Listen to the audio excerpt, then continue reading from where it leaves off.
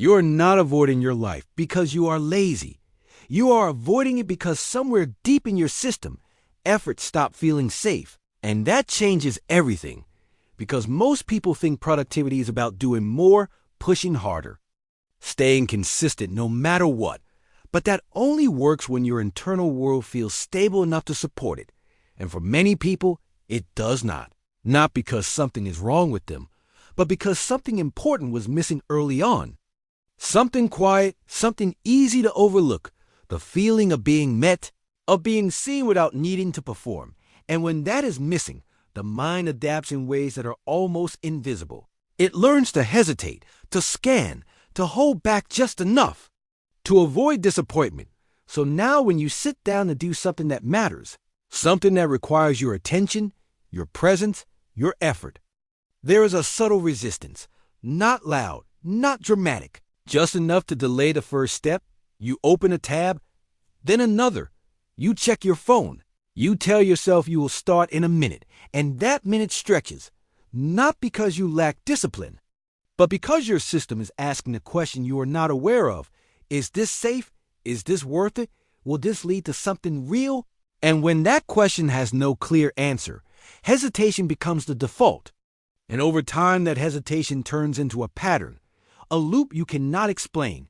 You know what to do.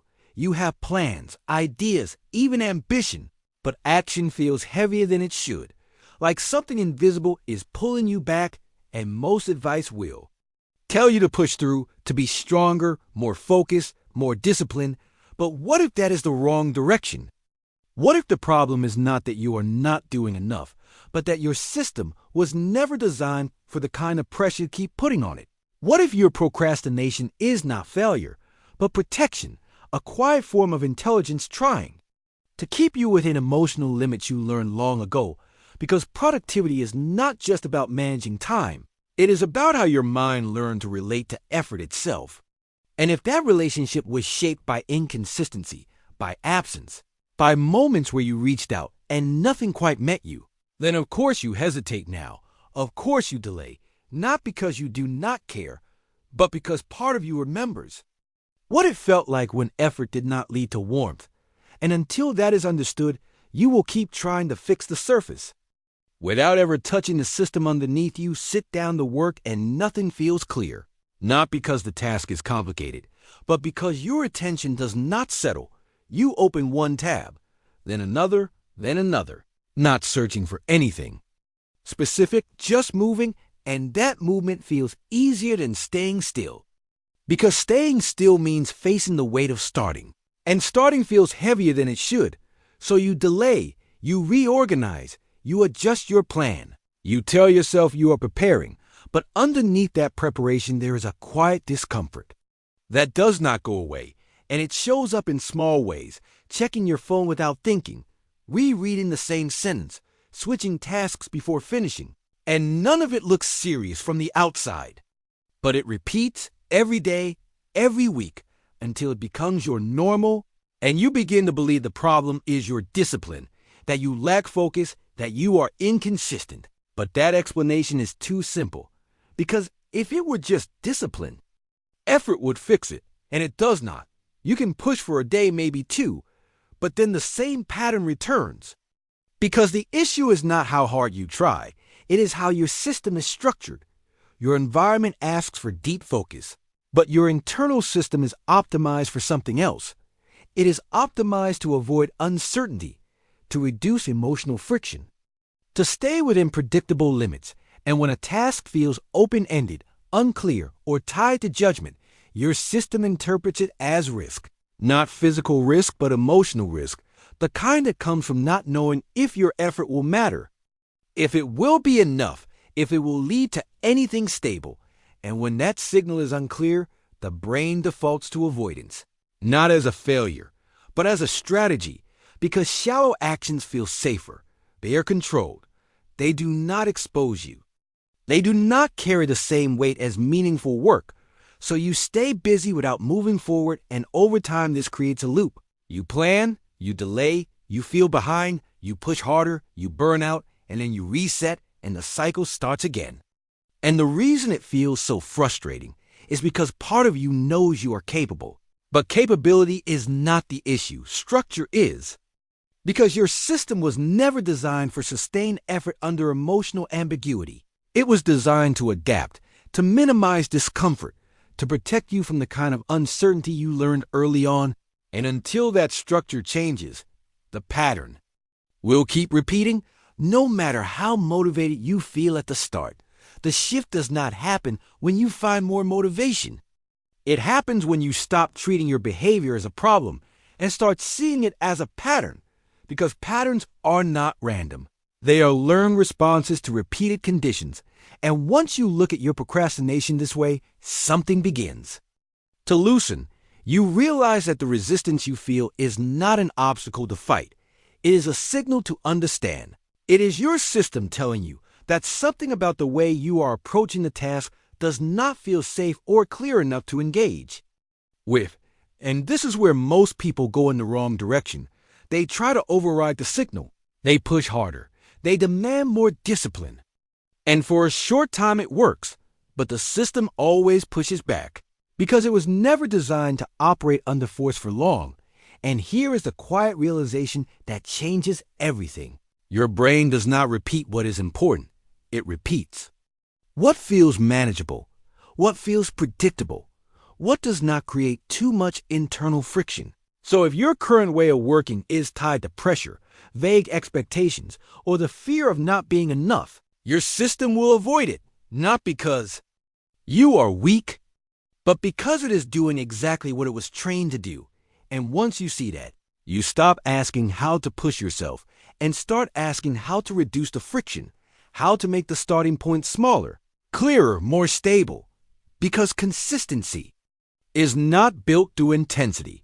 It is built through conditions your system is willing to return to. And this is the moment things begin to change. Not externally, but internally. You are no longer fighting yourself. You are studying the structure of your behavior. You are adjusting the environment instead of blaming your effort. And that shift is subtle. But it is the difference between temporary control and sustainable change, because when the system feels safe enough, it stops resisting. And when it stops resisting, action no longer requires the same level of force. It becomes something you can return to again and again, without needing to rebuild your willpower every time. So instead of trying to become more disciplined, you build a system your mind does not resist, and it starts with one simple rule. Reduce the entry point until it feels almost too easy to avoid, not because small is powerful by itself, but because small removes the emotional weight attached to starting. So instead of telling yourself you will work for hours, you define a single action that takes less than 5 minutes. Open the document, write one sentence, review one line, that is it. The goal is not progress. The goal is to create a clean and safe beginning your system can accept without hesitation. Then you anchor that action to a fixed cue. Same place, same time, same starting behavior every day, because predictability lowers resistance. Your brain no longer has to decide when or how to begin. It simply follows a pattern it recognizes. And finally, you remove invisible pressure by defining what done means before you start. Not a perfect outcome, not an abstract goal, but a clear and limited endpoint. Something you can reach without negotiating with yourself, because most resistance comes from uncertainty, not effort. And when you combine these 3 elements, small entry, stable cue, clear finish, something shifts. Imagine a simple stick figure sitting at a desk. It does not hesitate. It does not overthink. It just opens a notebook, writes one line, then stops. And the next day, it does the same. No pressure to do more, no judgment for doing less, just repetition. And over time, that repetition becomes familiar. And familiarity becomes safety. And safety allows expansion. The figure starts adding more lines, not because it has to, but because it can. Because the system no longer feels like a threat. And that is the difference. You are not forcing yourself to change. You are designing an environment where change happens naturally, where action feels lighter, clearer, and repeatable without constant effort. If you keep working inside a system like this, the results will not feel dramatic at first. There will be no sudden surge of motivation, no moment where everything becomes easy, but something quieter begins to take shape, starting. No longer feels heavy. The pause before action becomes shorter. The need to negotiate with yourself begins to fade, and that alone changes more than people expect, because most of the exhaustion does not come from the work itself. It comes from the constant friction before the work, the hesitation, the self-talk, the invisible pressure to do it perfectly. And when that friction is reduced, your energy is no longer spent fighting yourself. It is spent moving forward, even if slowly, and that slowness is important. Because it is stable, it does not rely on mood, it does not collapse when motivation drops. It continues in small, repeatable steps, and over time those steps accumulate, not into intensity, but into reliability. You begin to trust your own pattern. You no longer need to restart every week. You no longer depend on feeling ready, because readiness is built into the system, and this creates a different kind of confidence, not loud, not visible, but steady. The kind that comes from knowing you can return to your work without resistance dominating the process, and emotionally something shifts as well. The guilt becomes quieter. The self-criticism loses some of its hold, because you are no longer breaking expectations that were too heavy to carry, or meeting ones that fit your capacity, and that changes how you relate to yourself. You stop seeing yourself as inconsistent or undisciplined, and start seeing yourself as someone who understands how to work with their own mind. And over longer periods, this compounds, not into extreme output, but into meaningful progress. Projects get finished, ideas get explored, skills develop without constant burnout, and perhaps most importantly, your relationship with effort becomes less tense, less loaded, because effort no longer feels like a risk. It feels like something you can return to without hesitation. And that is where real productivity lives, not in doing more, but in making doing possible again, and again without resistance, taking control. You do not need a stronger version of yourself to move forward. You need a system that your current self does not resist, because most of what you call inconsistency was never about a lack of character. It was a mismatch between what you expected from yourself and what your system could safely sustain. And when you begin to see that, the pressure changes.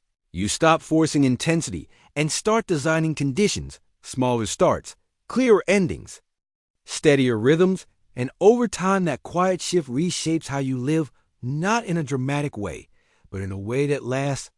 Because the goal was never to become someone who can push endlessly. The goal is to become someone who can return again and again without resistance taking over. And that kind of consistency does not look impressive from the outside, but it builds something real on the inside, a sense that you can trust your own patterns, that effort does not have to feel heavy, that progress does not require struggle every time, and maybe that is enough. Maybe you do not need to fix yourself. Maybe you only need to stop building systems that work against you and start building ones that work with you. Because your life does not change in a single moment. It changes in the days that feel manageable enough to repeat.